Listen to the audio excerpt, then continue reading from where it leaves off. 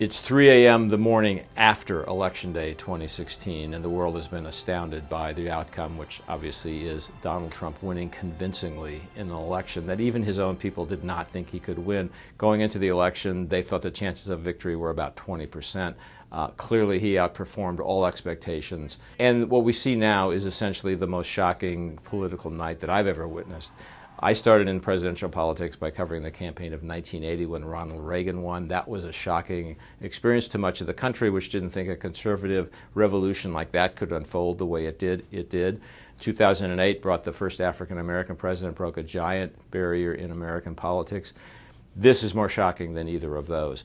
What happens now is the real question. I think Donald Trump has one big advantage, which is that there has been essentially the emergence of a following that's bigger than people realize, and that carried him and his movement deep into what had been Democratic territory. That gives him sort of a mandate. His disadvantage is that he comes to town with very little institutional support. Republicans in Congress, by and large, ran more away from him than toward him. He has no real relationship with Democrats in Congress, and he doesn't have a large brain trust around him in the sense that most incoming presidents have a big policy team they can rely on. He's going to have to make all that up as he goes. So this is going to be a period of great uncertainty that's already being reflected in the financial markets. That's what happens when you have essentially a shock to the system. This is going to be a shock to the system of the kind none of us have ever seen in modern times.